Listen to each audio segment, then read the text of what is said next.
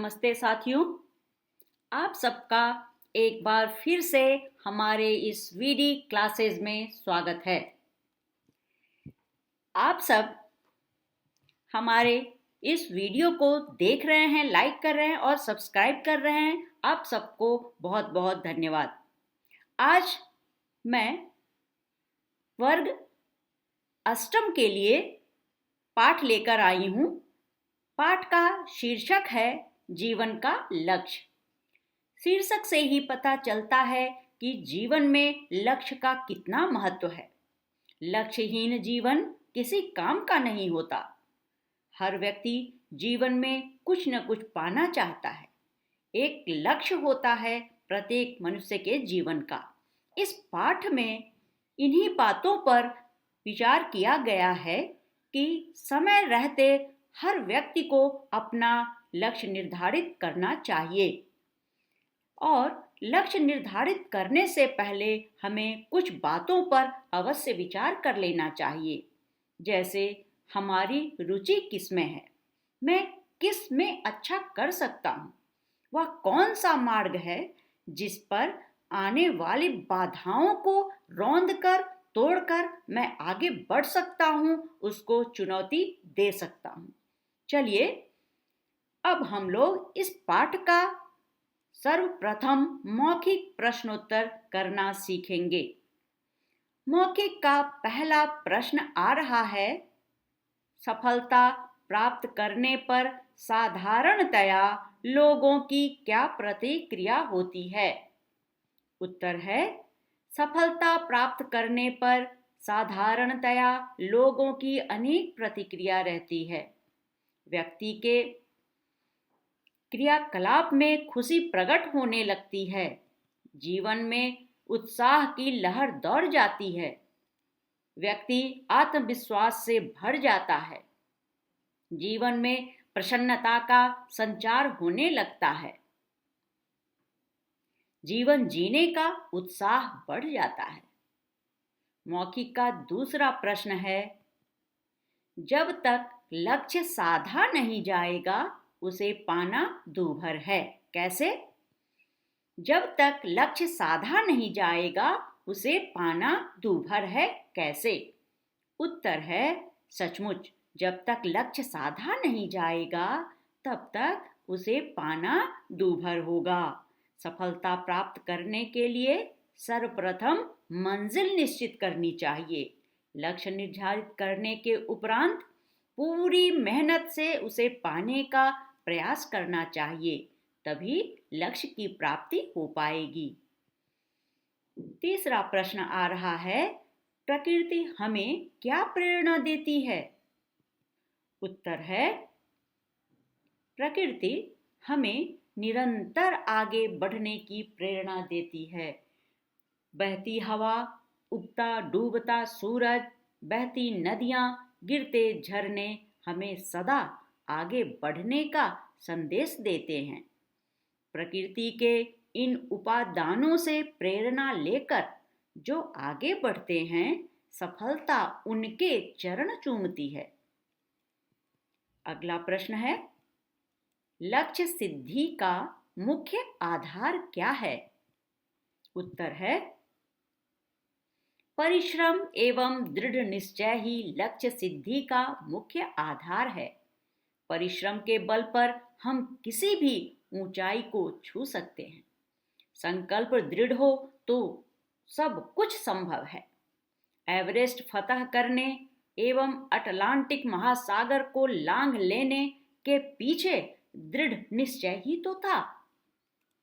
अब मौखिक प्रश्न समाप्त होता है और लिखित प्रश्न आते हैं। अब हम लोग लिखित का पहला प्रश्न देखेंगे। पहला प्रश्न है, सफलता प्राप्ति के लिए क्या क्या करना अनिवार्य है?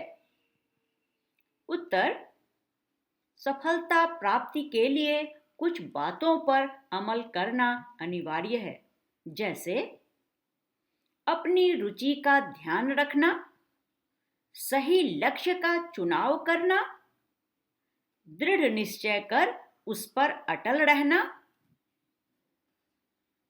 अब अगला प्रश्न है, अपने भीतर के व्यक्ति या प्रतिभा को कैसे पहचाना जा सकता है?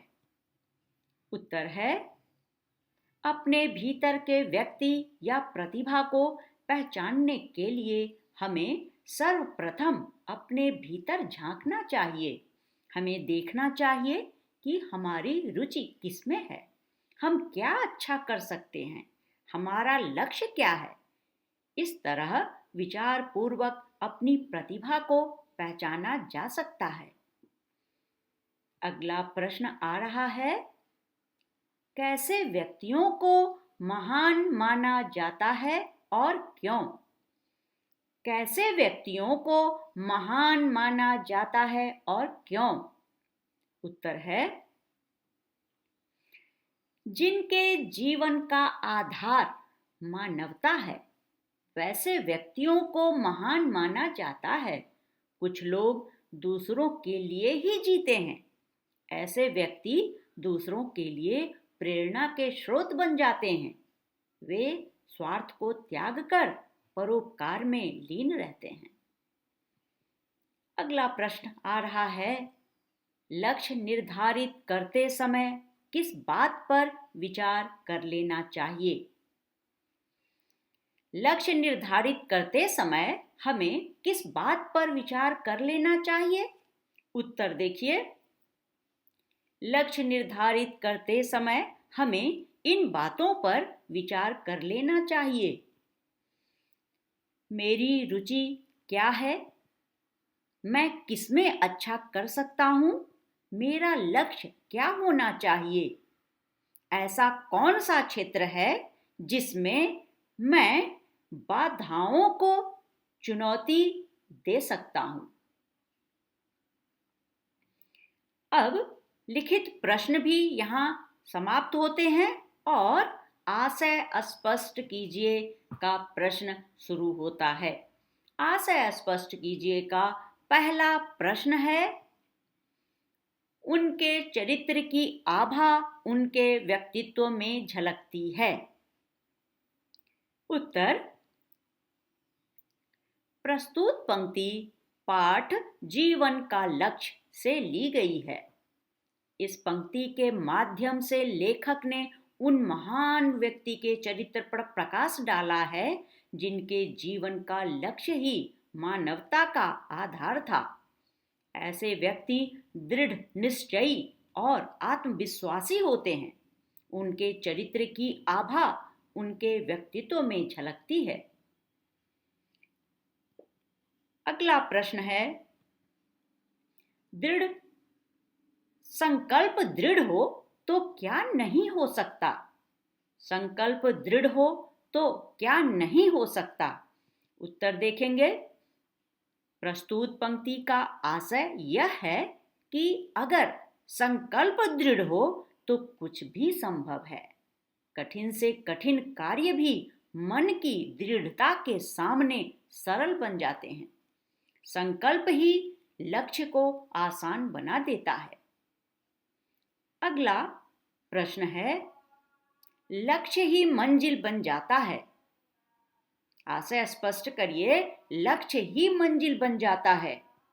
उत्तर है, जीवन का लक्ष्य पाठ से ली गई इस पंक्ति का आशय यह है कि दृढ़ निश्चय और कठोर परिश्रम के सहारे आगे बढ़ते रहने से लक्ष्य ही मंजिल बन जाता है। लक्ष्य प्राप्ति के लिए ईमानदारी, दृढ़ निश्चय एवं निष्ठा आवश्यक है। चलिए अब हम लोग अगला प्रश्न देखते हैं। अगला प्रश्न है, सही विकल्प चुनकर सही का निशान लगाइए। यहाँ प्रश्न है और प्रश्नों के 4 विकल्प दिए गए हैं। चारों विकल्प को पढ़कर जो सही विकल्प है उस पर निशान लगाना है। प्रश्न है, जीवन में सफल होने के लिए क्या करना आवश्यक है? ऑप्शन देखिए। विकल्प, अनेक स्थानों की यात्रा, मंजिल का सही समय पर चुनाव, बिना रुके चलना, रुचि का काम चुनना। सही उत्तर होगा मंजिल का सही समय पर चुनाव। इस पर हम सही का निशान लगाएंगे। अगला प्रश्न है, प्रकृति हमें क्या प्रेरणा देती है? 4 विकल्प हैं। नदियों की तरह बहने की, सूरज की तरह डूबने उगने की, काम में जुटे रहने की, सफल होने की। उत्तर होगा काम में जुटे रहने की। इस पर हम सही का निशान लगाएंगे। अगला प्रश्न है, किस प्रकार के वृक्ष किसी के आश्रय स्थल बनते हैं? 4 विकल्प हैं। हवा के झोंकों से हिलने वाले, आंधियां झेलने का साहस रखने वाले, फूल फल देने वाले, घने जंगल में उगने वाले। उत्तर होगा आंधियां झेलने का साहस रखने वाले। इस पर सही का निशान लगाएंगे। अब यहां यह प्रश्न समाप्त होता है और अगला प्रश्न है मूल्य परक प्रश्न। अब हम लोग मूल्य परक प्रश्न का उत्तर करेंगे। पहला प्रश्न है, लक्ष्य प्राप्ति के लिए किन गुणों की आवश्यकता होती है? लक्ष्य प्राप्ति के लिए किन गुणों की आवश्यकता होती है? उत्तर देखिए। लक्ष्य प्राप्ति के लिए धैर्य, लगन, समर्पण, सतत परिश्रम एवं आशावादी दृष्टिकोण आदि गुणों की आवश्यकता होती है। बेटे,